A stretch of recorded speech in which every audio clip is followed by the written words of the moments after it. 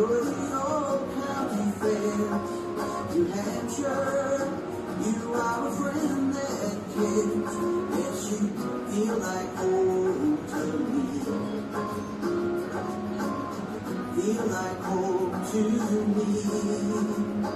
Welcome home to the taste of maple syrup, a sweet gift from nature with the flavor of spring. Smell the turkey, roasting in the oven, while enjoying apple cider by a birchwood pie. New Hampshire, you're the salty taste of Chesapeake. New Hampshire, you're the scented balsam tree. New Hampshire, you are a poet's treat. Yes, you taste like home to me. Smell like home to me. Welcome home.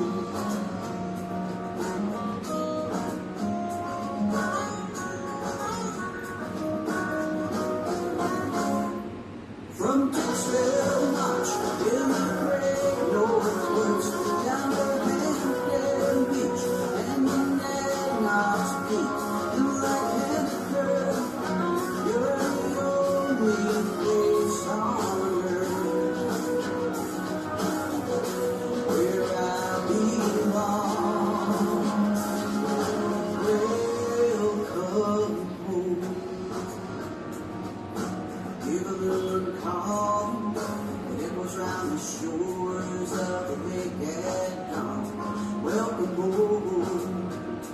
The family is rising like the mist off the water as a new day morns. New Hampshire, you are the song I sing. New Hampshire, you're the lilacs in spring. New Hampshire, you're the light in the window to me.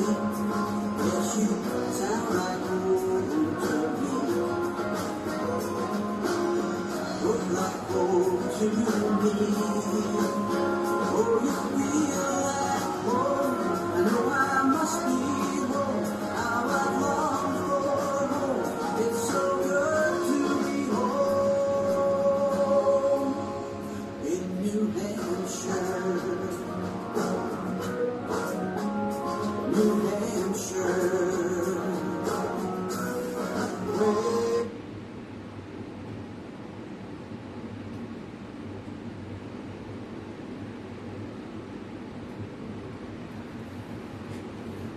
Hi, YouTube fans. This is Matt of Post April 6th YouTube channel.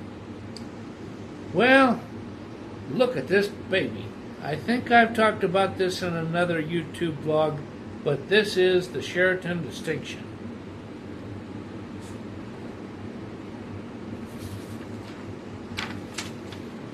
I can't get over how well it smokes.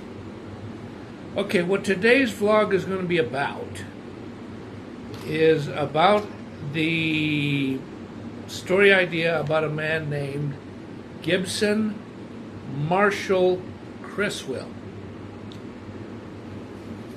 If the name Kriswill sounds familiar to you, there's two significant things about it. One, Kriswill, I'm pretty sure, I may be mistaken, but I'm pretty sure it is Danish. And the other thing is, there were some really well-made Kriswill pipes. I had one of them in 1995, and I kept it for a while. And in 1996, I really got backed into a corner, and I needed money, and I sold it to a tobacco shop that liked to sell estate pipes.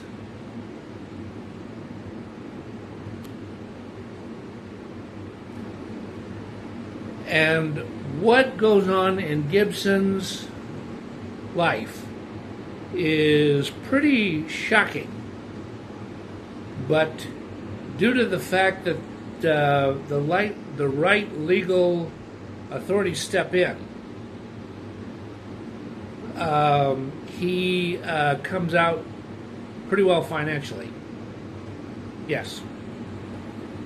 So what I'm going to do now is I'm going to read the story about, what he goes through in, I think it's pronounced Glasgow, Montana. And then he wants out of Montana after what happened. And he moves to Warner, New Hampshire. Yep, Warner, New Hampshire.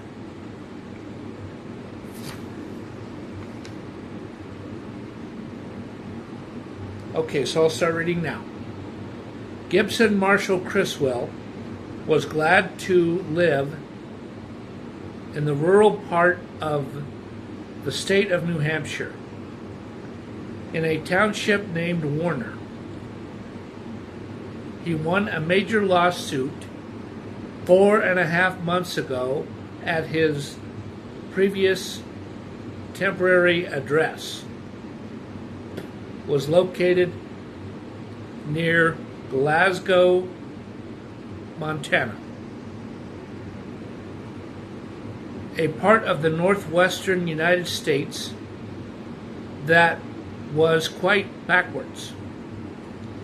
The lawsuit that Gibson turned out to win was because a credit union caused his personal checking account to become overdrawn by $5,431.87.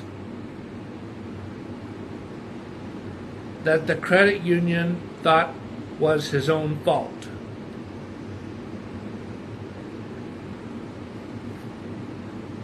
And as it turned out, Gibson was the victim of fraud. And due to the Kaplan Credit Union not being managed very well, the government did not know it at first. And Kaplan Credit Union had an investigator from the U.S. Attorney, it's actually attorney's office step in and find the bank at fault for what happened to Gibson. And pipe.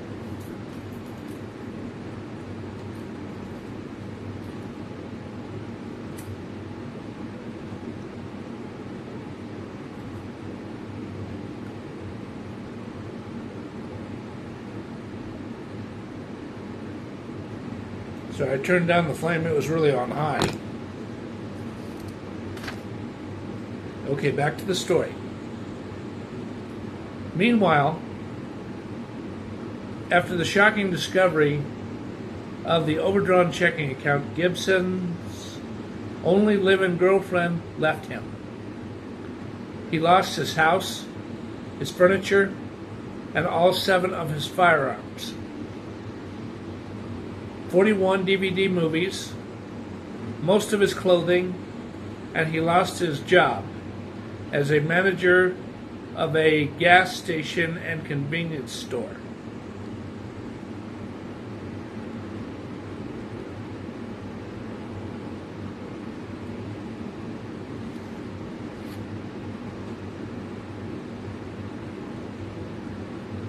The only person who saw him through thick and thin was his brother, Stephen Jocks Kriswill.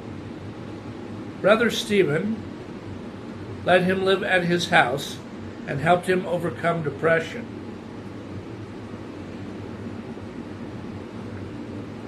Gibson went from February 11th, 2010 to April 24th, 2010, having the legal battle hanging over his head.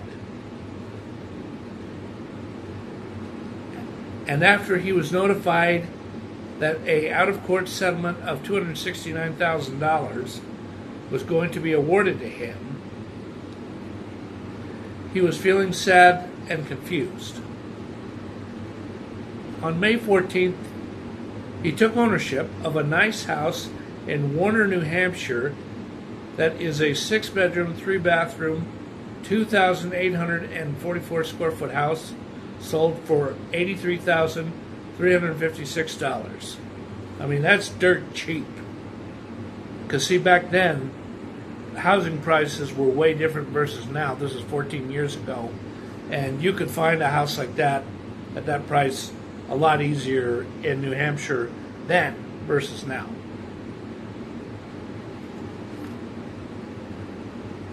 That was fully remodeled and passed building inspections and was good to live in after the contract was settled. On June 16, 2010, he moved into a house that was home to himself only, meaning he lived alone.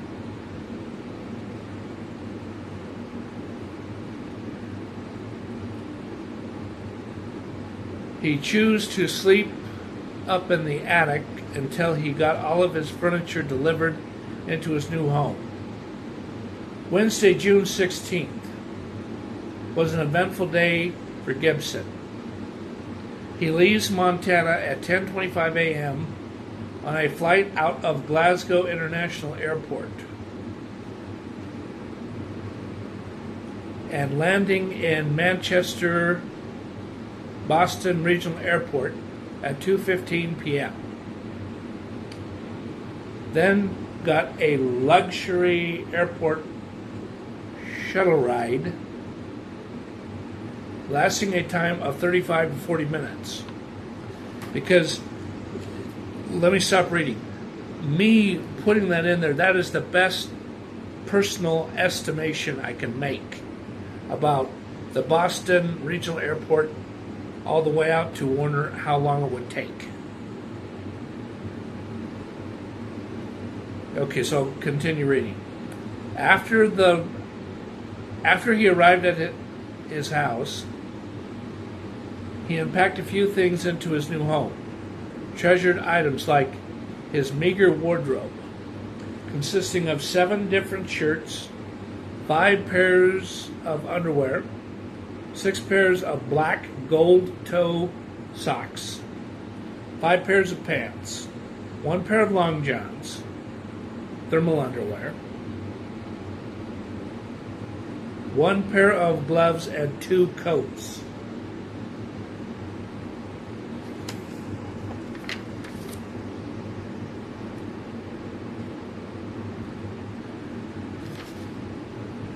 He also unpacked these boxed up items that arrived in U.S. mail parcel post boxes. I think what that means is it was later changed to Ground Retail, and now it is Ground Advantage. Items like disposable knives, forks, and spoons, a bath towel, a gray fleece blanket, and a couple of boxes of legal file folders, filing system of direly important documents, and many other common household items in 6 different boxes. Okay, so even though I do not mention this in the story, the things that would be in there would be probably at least 2 10-inch skillets, 2 6-inch skillets, spatulas, ladle cooking spoons, and the claw thing that would be used to I think it would be called a spaghetti ladle or a noodle ladle, and a strainer for any type, egg noodles, spaghetti noodles, linguine, stuff like that. cutting boards, cutting knives, a meat mallet, rolling pin, all kinds of stuff. And the other thing that he would have was a couple of different alarm clocks, coffee mugs, a coffee maker, a toaster, and he would also have one of those hand mixers.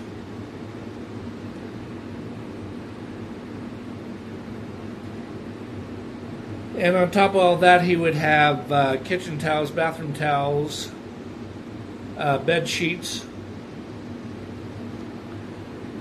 and he would have a few over-the-counter things like antacids, headache medication, something for like Ben gave if he had a bad shoulder, a heating pad if it's hurt, if he hurt his back, or if it just felt stiff, all kinds of stuff. Okay, so as he's unpacking this stuff and other stuff, he just left it in the box so that he would get the right type of storage unit or a clothing dresser to put it in. So what happens? Let me review something. Okay, so after about 4 p.m., a nice neighbor comes knocking on the door. And she is a lady that is, probably about in her mid-60s, early 70s. But even though she's got some wrinkles, you can tell she's energetic. She doesn't talk much like an old person.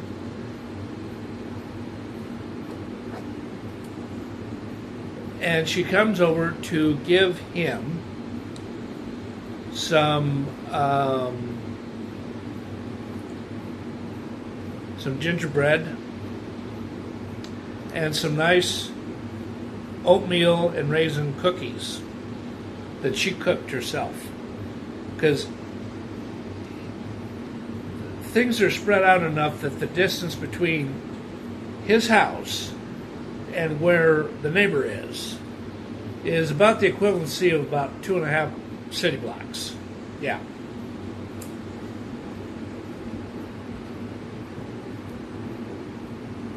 Probably at least 800 feet away, or further than 800 feet.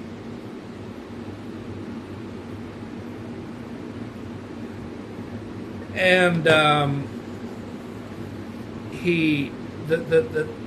smartphone that he has, or no, actually be a flip phone. The flip phone that he has does not have very good reception. And what he does is he orders, because he orders the pizza, because you see, the one thing that was working and in working order and running was a refrigerator, and it was clean as a whistle because the sellers of the house went in there to make sure to clean it up a couple of days before he moved in,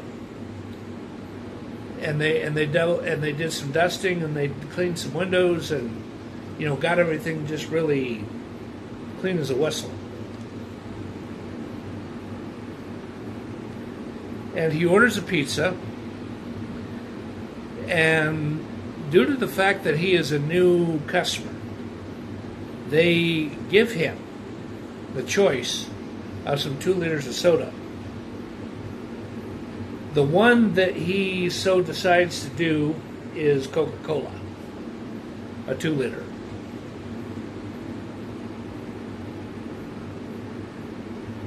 And the other thing that he's going to do is he's going to, because he has a laptop.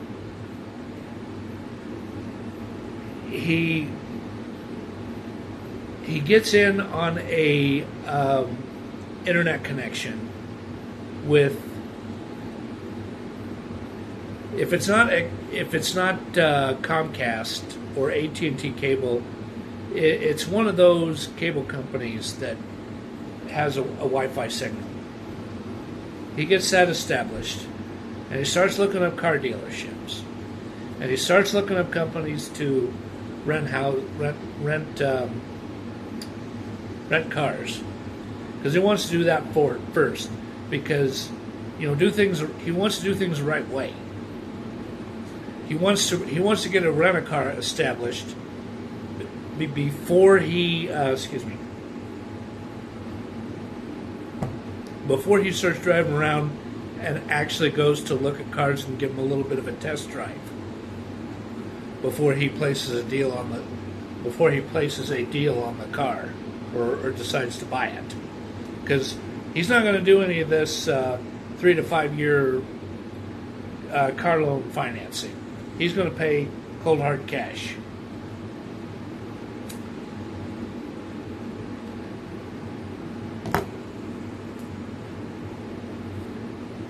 Okay, so he also looks at grocery stores. He also looks at dollar stores, and he also looks at discount stores that would be like general stores and stores that would be like Dollar General or Family Dollar. Which ones of those would be nearby and where they are.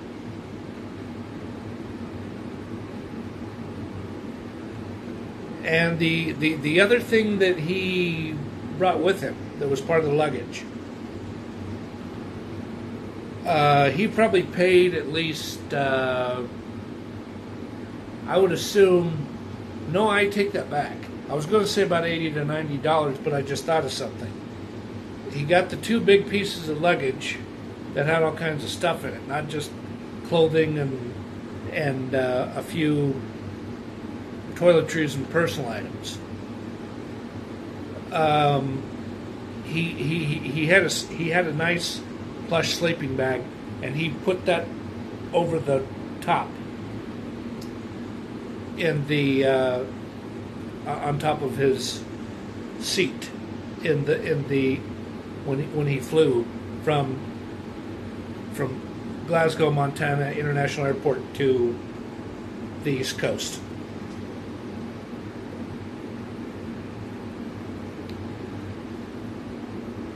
And he wants to buy some groceries, so what he does, after doing some looking around, he leaves the house. He makes sure to lock the door, because you just never know when some kooky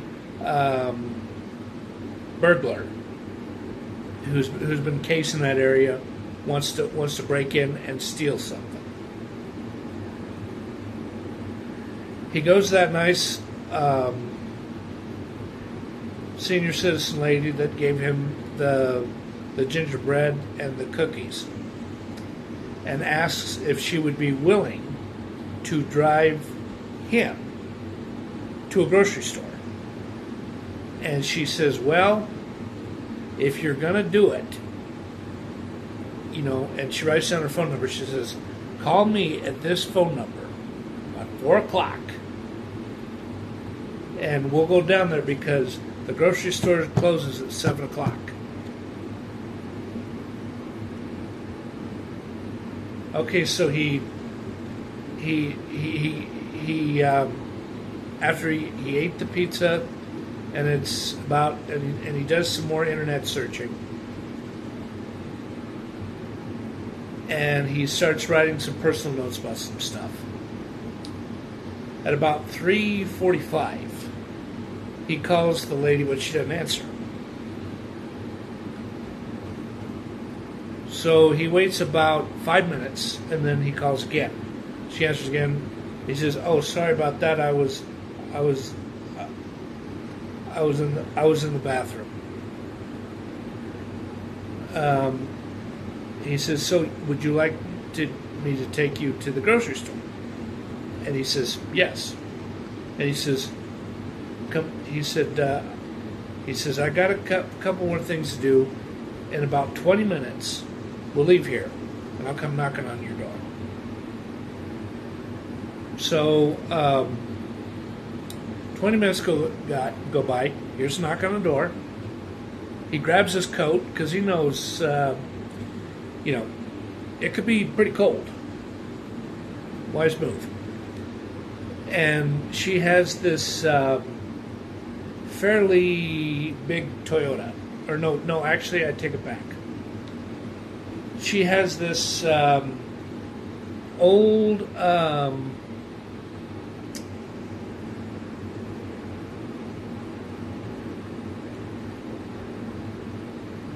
she has this Ford F-150.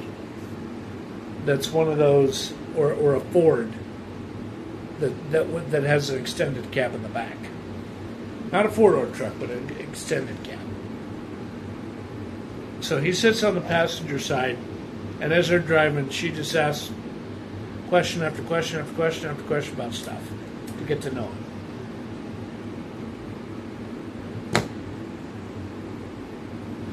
They get to the grocery store, and he's expecting some fuddy-duddy, rinky-dink place. But no. This place is huge.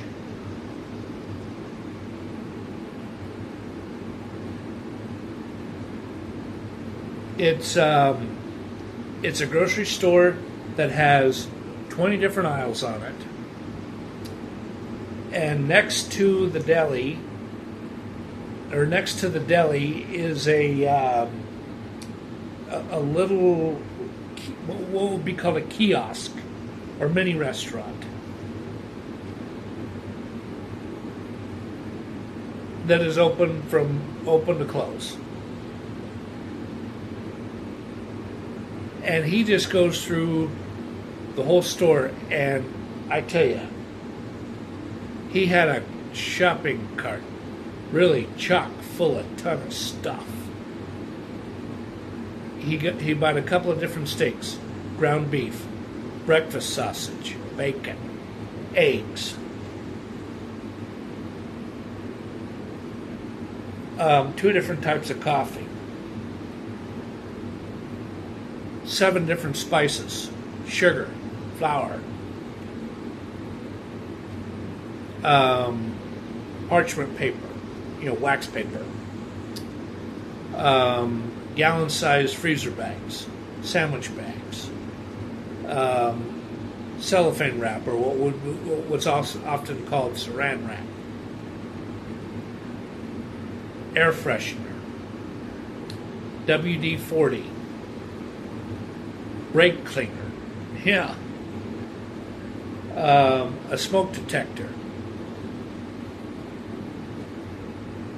and he buys like 3 different types of batteries, AAA, AA, C cell, D cell. No, actually 4 different types of batteries.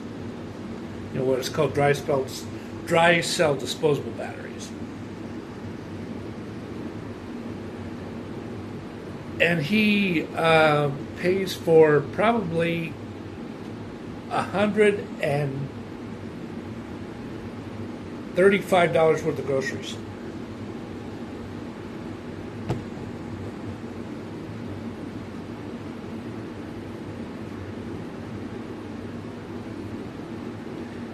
And they take the ride back,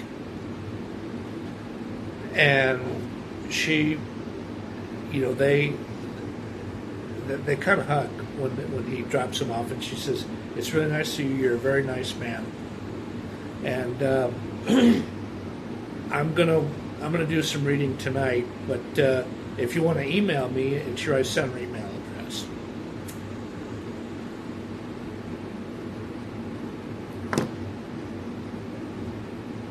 Okay, so the next day, after he feels more established, and he's got all of the cookware. I mean, he still needs to buy some things, but he's got enough to get by to make a breakfast.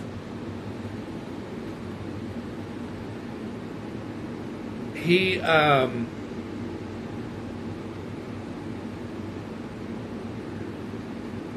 he gets the pans warmed up, and he scrambles the eggs, and he cooks the bacon in there, and he pops. Yeah, here's the other thing he got. He got some actual frozen pieces of waffles. Yeah, and he got some syrup too. I mean, authentic syrup made in Vermont. Syrup, maple syrup. And he really starts cooking. And then when he is just taking about 3-4 bites of food, there's a knock on the door.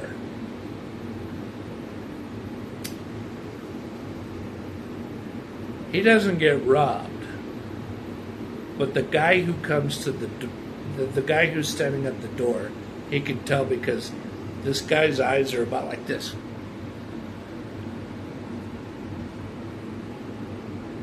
And he's got pockmarks all over his face. I mean, like at least 6 of them.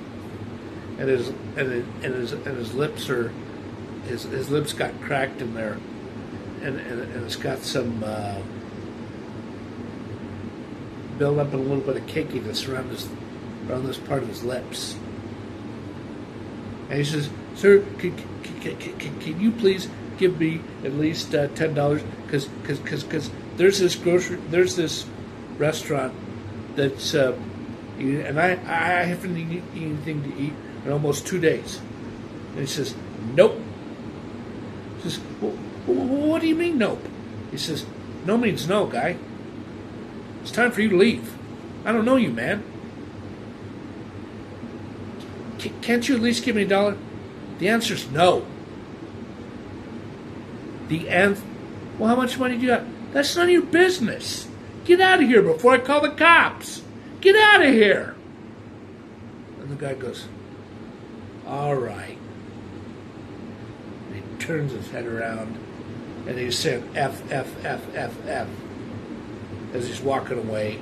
And he's like punching himself like this in the above the between the hip and the knee.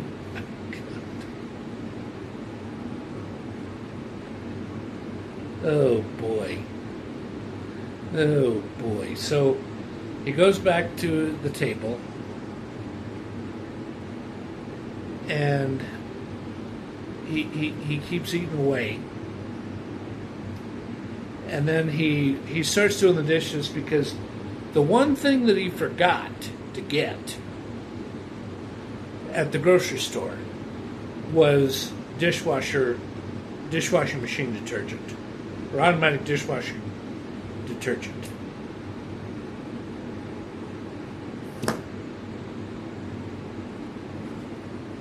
So he just uses a little bit of hand soap to do the dishwashing. And then there's a knock on the door again, and see, there's a window right where his kitchen, where his kitchen sink is. It's a police car. And as soon as he walks the door, he's like, "Oh boy, I think I know what this is about." I mean, he doesn't mumble that to himself, but he says that in his head. And he says, "Hi."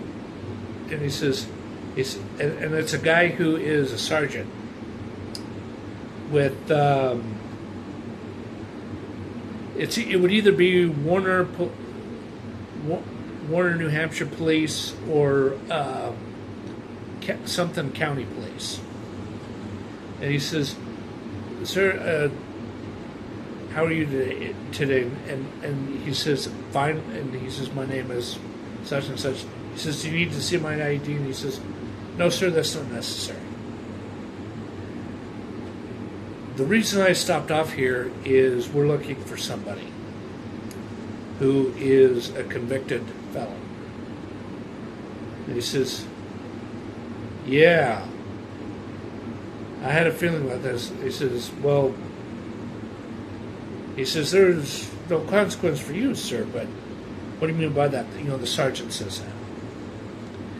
And he says, well, there was a guy who comes knocking on my door and there's a ton of pockmarks on his face and his eyes are open wide like this. He's all going, and his lips, there was this cakiness built up around his lips, and his lips are chapped.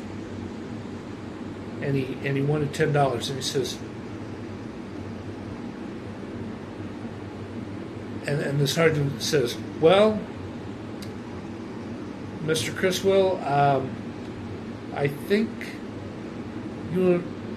the man that came to see you and propositioned you for $10, and the man that I'm about to show you a photograph may be the same person.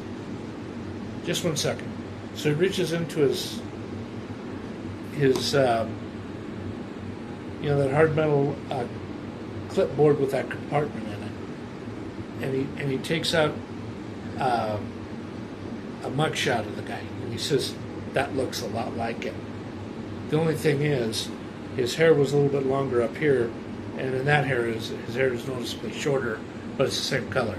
And the eyes look the same, and the facial features look the same. He says, what direction did he head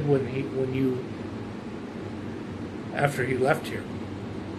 And he points that way instead of that, that way or that way. I see. Did he talk to any of the other neighbors? He says, I don't know if he did or not, because I just sat right back down and continued to finish eating my breakfast.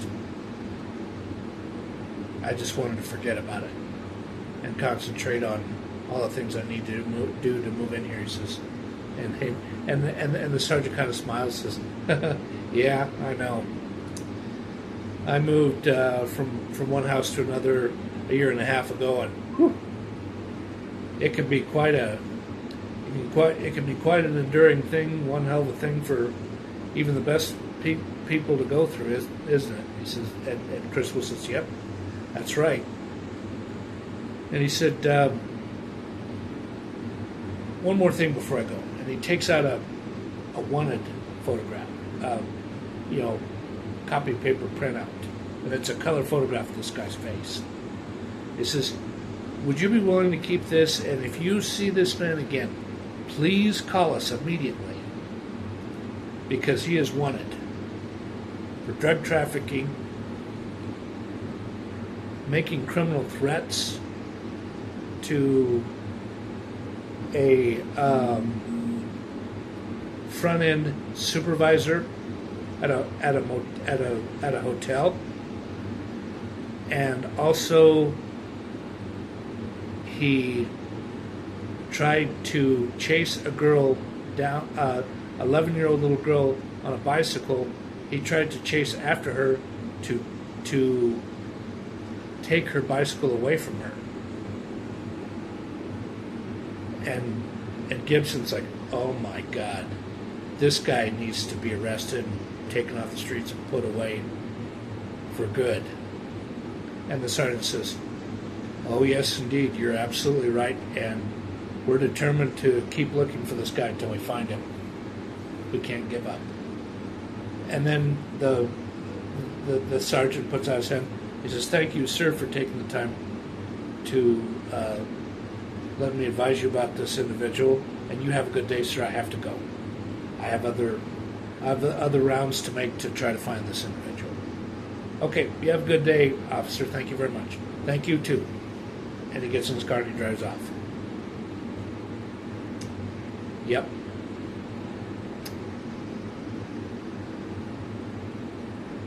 Yeah, that guy was whatever the real name of this person that propositioned him for $10 and did all those crimes. That's what he gets for using heavy drugs and developing behaviors that make him a very nasty criminal. Because they will find him, And they'll leave no stone unturned until they find him, and then they're going to place him under arrest like that. He's not going to be able to plead with police officers. They're going to grab. He's going to get tackled, and he's going to get detained and then handcuffed, and he's going to get escorted by any means necessary into the back seat of the patrol car or the detective's unmarked police car, and bye he's going to go to jail. Okay, so anyways, after all of that,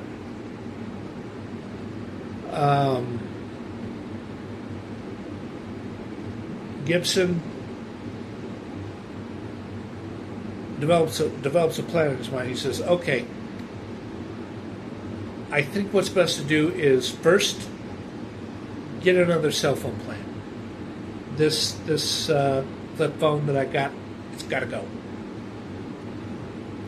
Because he'd had it for a couple of years, it's getting worn out, and he's pretty much sick of looking at it. And then after he gets the smartphone, or the flip phone or smartphone, whichever one he decided to get, he gets a cab ride to a rent-a-car agency. And let me make something else clear. He's going to get a cab ride from his house to the nearest cell phone provider dealership. And then once he gets the cell phone he so desires, he's going to get a ride from the cell phone dealership to the rent-a-car company. And then once he gets that, then he's going to start thinking in his mind, okay, what should I do? Should I A, look at other cars, B, just drive around for a bit, or C, find a way to combine the two? He's probably going to find a way to combine the two. Drive around for a little bit, and then when he sees a car dealership, he's going to take a look at the cars. So, well, I have chatted about this for 42 minutes, and it's getting pretty late. It's about time for me to get ready for bed. So thank you, everybody, for listening to this story. And before I say goodbye, this story that I just wrote, I never finished it. Never. And I wrote this story idea, probably at least 5 years ago. Yeah. It's just been sitting as a unfinished Word file in my computer. So, will I ever finish this story? I don't know. Maybe I will, maybe I won't. But again, thank you for everybody, and goodbye.